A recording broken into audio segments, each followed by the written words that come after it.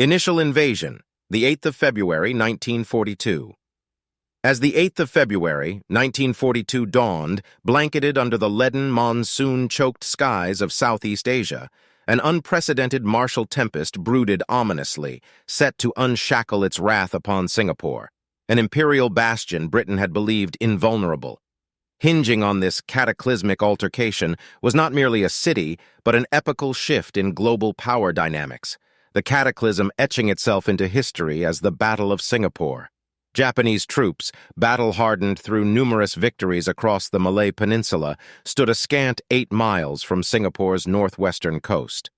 The 23rd and 5th Divisions of General Tomoyuki Yamashita's 25th Army were ready to pounce, teeth bared in a snarl of steely determination.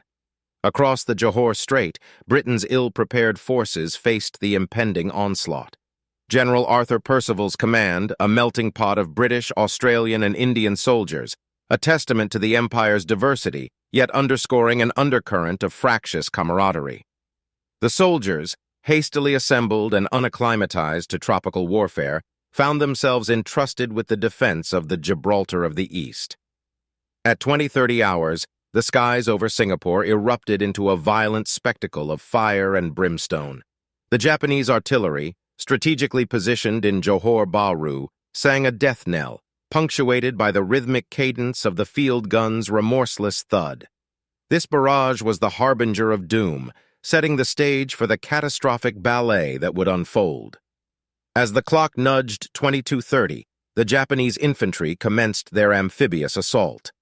A phalanx of assault crafts, as lethal as they were silent, cut through the rain-soaked night, propelled by the merciless currents of the Johor Strait. Their destination? The ill-defended northwest coastline of Singapore. Upon landing, a maelstrom ensued, a whirlwind of violence that would leave the coastline scarred and smoldering. The Japanese troops, with their indomitable spirit and ruthless efficiency, sliced through the disoriented British defenders. Sarimbun Beach, a picturesque haven just hours prior, was now the ground zero of a lethal onslaught. By dawn, the northwest of Singapore was under Japanese control. General Yamashita's troops had not only breached the impregnable fortress, but they had pierced the veneer of British invincibility in the Far East. The day's end bore witness to a reality more ominous than the nightfall itself.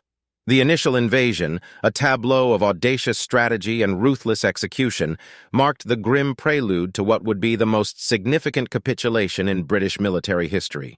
The echoes of February 8, 1942, still reverberate, a stark reminder of war's unforgiving theater. Fall of Bukit Timah, the 11th of February, 1942.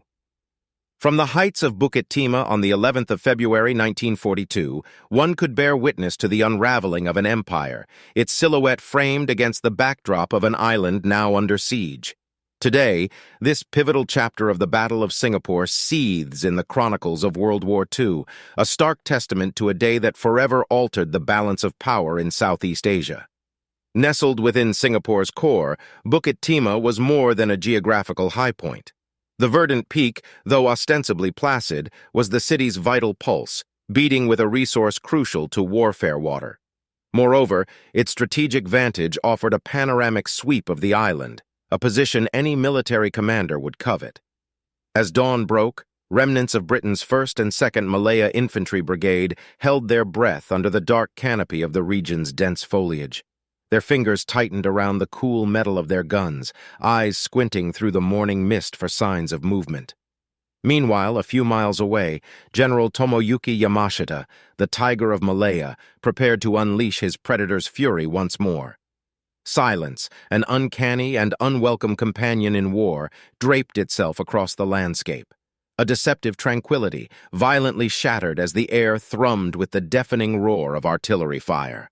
Bukit Timah trembled under the onslaught, the echo of each detonation resonating as a harbinger of a grim reality. The enemy had arrived. Japanese forces, a fierce maelstrom of the 5th and 18th Divisions, swept over the terrain. Their disciplined ferocity, coupled with tactical acumen, led to swift territorial gains. The British forces, outnumbered and outmaneuvered, put up a valiant, albeit desperate, defense. By afternoon, a tide of inevitability swept through Bukit Timah. The defenders, now bereft of morale, faced the daunting prospect of surrendering the island's lifeline. Yamashita's forces, relentlessly pursuing their offensive, claimed the summit by evening. The British line of defense had been ruptured. The symbol of their authority in the Far East had been usurped. The sun set on the fateful day, casting long shadows over the now Japanese-occupied hill. The victors unfurled the rising sun flag atop Bukit Timah, signaling not just a triumphant capture, but a bold proclamation of an emerging new order. The Battle of Bukit Timah, while only a fraction of the wider Singapore campaign, represented a turning point. The watershed moment underscored the perils of complacency and the relentless force of change, forever etching the date, February 11, 1942, into the annals of history. Japanese breakthrough at Kranji, 9–10 February 1942. On the shores of Singapore, the landscape was seething with an anxious symphony, a rhythmic percussion of heartbeats. They were the pulses of defenders, the echoes of the British battalion, bracing for the inevitable. The calendar etched the date 9th February 1942, a prelude to the unfolding of one of the most significant episodes of the Battle of Singapore, the Japanese breakthrough at Kranji. The Kranji area, cocooned on Singapore's northwest coast, was a geographical paradox. It cradled both vulnerability and strength within its arms. Its coastal mangroves and swamps impeded a direct assault, but provided a seaborne invasion route that bypassed the formidable Johor Strait. Overlooking these waterways, the intricate labyrinth of rubber plantations and oil installations hinted at a terrain as complex as the battle that was about to be waged upon it. As darkness snaked its way across the sky, the Japanese 5th Division, under the command of General Matsui Takuro, gathered at the edge of the strait. In the soft whispers of the night, these soldiers breathed life into Operation Kranji, a daring amphibious assault executed under the cloak of darkness. Suddenly, the night sky was aflame, a pyrotechnic spectacle of artillery fire, the thunderous score to this perilous dance of war. The British defenders, caught in the iron jaws of this surprise attack, scrambled to mount a response. Anti-aircraft guns stuttered into action, their tracer rounds streaking across the sky, painting desperate arcs of defiance. But the tide was relentless. Undeterred by the British counterattacks, the Japanese soldiers forded the narrow strip of water and set foot on Kranji's shores on February 10th. Their progress was a masterstroke of strategic finesse, a potent blend of tactical diversion and overwhelming force. The British defense, marred by confusion and the surprise ferocity of the assault, buckled. The 27th Australian Brigade, tasked with reinforcing the waning defenses, arrived at the scene only to confront a formidable adversary firmly ensconced in their intended positions. As the day waned, Kranji, once a beacon of British colonial power, had transformed. It was now a testament to the Japanese war machine's relentless momentum, a chapter etched in the annals of the Battle of Singapore that reverberated the echoes of a shifting world order. Through the prism of history, the breakthrough at Kranji stands as an indelible reminder. It is a tale of tactical genius and audacious execution, a testament to the volatile nature of war, and a sobering ode to the transience of power. Surrender of Singapore, the 15th of February, 1942. The 15th of February, 1942. A date chiseled with unerring precision into the stone of Singapore's memory. The sun ascended, as if oblivious, casting an indifferent light over the city's bruised and battered visage. A deafening silence hung over the city. The cacophonous symphony of battle had fallen quiet. The thunderous roars of cannons, the screams of mortals, the all-too-familiar serenade of war had faded into the annals of history. The stage was set for one of World War II's most momentous events, the surrender of Singapore. With the fall of Bukit Timah, the British forces found themselves in dire straits, backed into a corner of the city with little room to maneuver.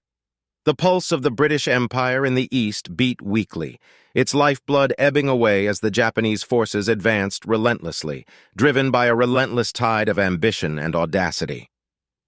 The sun was setting on British imperial rule, the shadows of defeat lengthening with each passing moment.